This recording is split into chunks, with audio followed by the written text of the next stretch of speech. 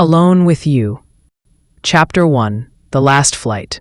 The storm came out of nowhere. One moment, the private jet was cruising smoothly through the night. The next, turbulence wrenched the cabin sideways. Alarms blared. The pilot's voice crackled over the intercom. Brace for impact. And then, darkness. I woke up to the smell of burning metal and the taste of blood in my mouth. The wreckage of the plane was scattered across an unfamiliar beach, half buried in white sand. The pilot was gone. The co-pilot, lifeless, still strapped into his seat. I was alone, or so I thought. A groan cut through the silence. Near the tree line, a man stirred, his dark hair matted with blood. His suit was torn, his face streaked with dirt, but his eyes, sharp, hazel, and painfully alert, locked onto mine. "You," he rasped. I knew him. Daniel Carter. The billionaire heir. The man whose family owned the jet. The man I'd been quietly avoiding for the entire flight. Now, we were the only two left. Chapter 2. Stranded. The island was small, lush, and terrifyingly isolated. No ships on the horizon, no planes overhead. Just the two of us, the wreckage, and the endless sea. Daniel was surprisingly capable. He fashioned a shelter from palm fronds, started a fire with a broken piece of the plane's wiring, and even managed to catch fish with a makeshift spear. I, on the other hand, was useless. "You've never camped before, have you?" he asked dryly as I fumbled with the fire. I glared at him. "I'm an art historian. My idea of roughing it is a hotel without room service." He smirked. Noted. Despite the tension, we fell into a rhythm. Days were spent gathering food, scouting the island, and trying, futilely, to signal for help. Nights were spent by the fire, talking. And somehow, against all odds, I started to like him. Chapter 3. The Confession. 2 weeks in, the rain came, torrential, unrelenting. It drowned our fire, flooded the shelter, and left us shivering under a rocky overhang, pressed together for warmth. "We're going to die here," I muttered. Daniel turned to me, rainwater dripping from his lashes. "No, we're not." "How can you be so sure?" He hesitated. Then, quietly, "Because I have something to live for now." My breath caught. Before I could respond, his lips brushed mine, tentative, questioning. And then, I kissed him back. Chapter 4. The Rescue. The ship appeared on the horizon at dawn. We screamed, waved, ignited the last of our signal fire, and they saw us. As the rescue boat neared, Daniel gripped my hand. "This doesn't have to end here." But the real world was waiting. His family, his empire.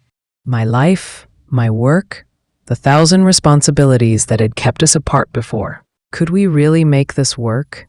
Epilogue. A year later. The gallery opening was packed. My exhibition, Lost and Found, had drawn crowds, critics, and one very particular guest. Daniel stood in the corner, watching me with that same quiet intensity. When the crowd thinned, he approached. "You kept one for yourself," he murmured, nodding at the small painting displayed apart from the others. It was the island, our beach, the place where we'd been alone, and yet, for the first time, not lonely at all. I smiled. "I had to." He took my hand. "Good, because I'm not letting you go again." And just like that, I wasn't alone anymore. Chapter 5. The First Night. The fire crackled between us, casting flickering shadows across Daniel's face. I studied him in the dim light. The strong line of his jaw, the way his fingers absent-mindedly traced patterns in the sand. "You're staring," he said without looking up. I quickly averted my gaze. "Just wondering why you were on that flight." He tossed a shell into the flames. "Business in Bali? You?" "Conference on Renaissance art." I hugged my knees to my chest. Guess we both missed our appointments. A comfortable silence settled between us. The ocean whispered against the shore, a rhythmic lullaby beneath the star-strewn sky. Daniel suddenly stood, brushing sand from his torn slacks. "We should sleep in shifts. You first." I wanted to protest, but exhaustion weighed heavy on my bones. As I curled up near the fire, I felt his jacket drape over my shoulders, still warm from his body heat, smelling faintly of cedar and salt. Chapter 6. The Storm Inside. Day 9 brought fever. I woke with my skin on fire, my vision swimming. Daniel's cool hand pressed against my forehead. "Malaria," he murmured, more to himself than me. "Just sunstroke." I lied, though my chattering teeth betrayed me. He worked silently, cooling my brow with wet cloths, forcing me to drink coconut water, keeping vigil as the sun climbed and fell. When night came and my fever spiked, his voice cut through the delirium. "Look at me." His fingers laced through mine. "Stay with me." In that moment, I realized I wanted to. Chapter 7. The Wreckage.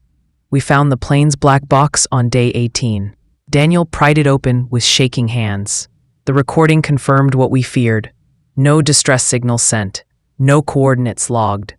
We were officially lost. I sank to my knees in the surf. "They'll never find us." Daniel hauled me up, seawater dripping from our tangled limbs. "Ben will find them." His gaze burned into mine. "But we do it together." That night, we built a signal fire twice as high. Chapter 8. The Choice. The rescue ship's horn echoed across the bay. Daniel stood frozen at the water's edge, watching as the lifeboat approached. I saw the moment reality crashed over him, the weight of his family's expectations, the board meetings and shareholders, the world where we made no sense. His hand found mine. "Come with me." Not a question, a plea. The lifeboat scraped against the sand. Chapter 9. The Return. New York smelled like exhaust and rain. Daniel's penthouse swallowed us whole, all marble and glass and deafening silence. His assistant gaped when I followed him off the private elevator. "Miss Laurent, reschedule everything." Daniel never loosened his grip on my hand. Chapter 10. The Exhibition. The gallery lights hummed. Critics milled between my paintings. All tropical blues and fiery sunsets. All him. Daniel stood apart, studying the largest canvas. Our beach at dawn. Two figures, barely visible in the golden light. "You painted us," he murmured when I joined him. I touched the edge of the frame. "I painted home." His kiss tasted like salt and promise. Epilogue. The island 1 year later. The boat dropped us at the same stretch of sand. Daniel hauled our supplies ashore, while I traced familiar footprints, long washed away. At dusk, we sat where our shelter once stood, listening to waves rewrite the shore. His ring was warm against my skin, a simple band, forged from plain metal we'd smuggled off the island. "To being lost," he whispered against my lips. "To being found," I answered, and as the tide rolled in, we were alone together once more. Chapter 11. The First Argument.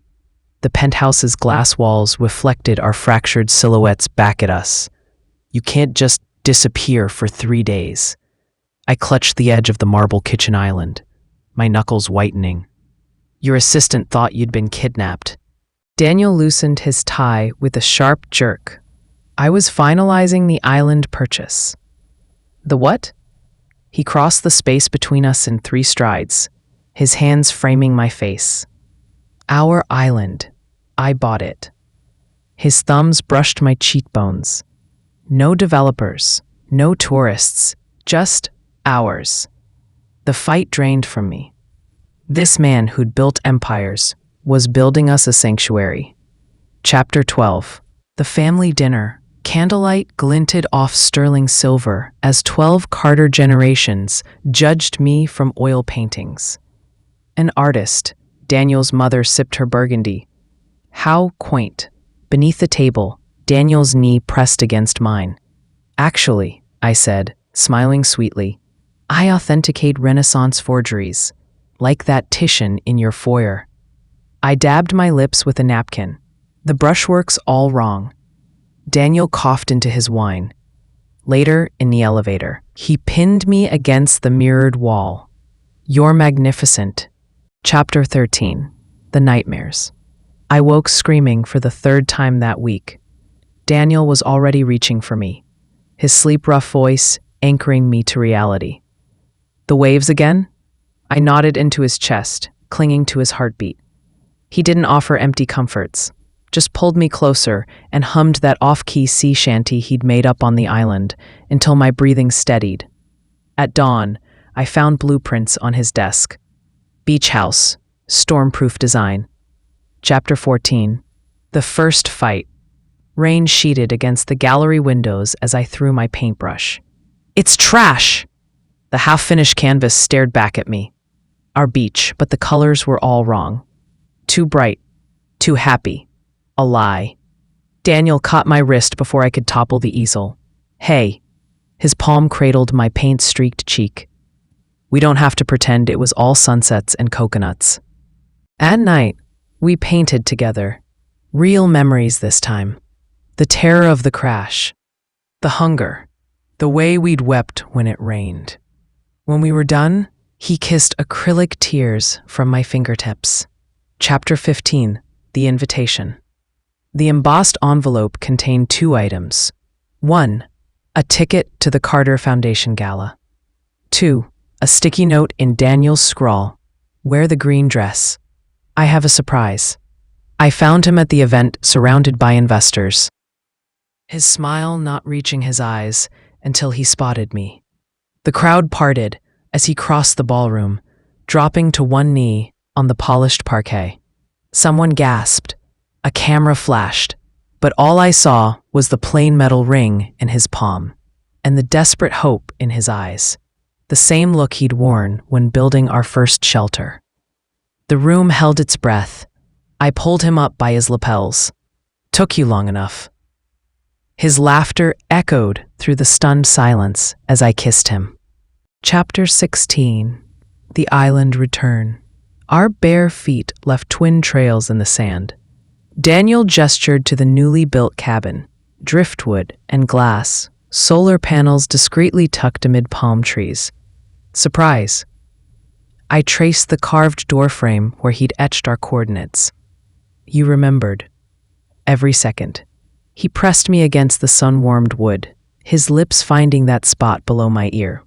Even the terrible parts, especially those, I breathed. As the tide rolled in, we christened every room. Epilogue, the storm. The hurricane warning blared at 3 a.m.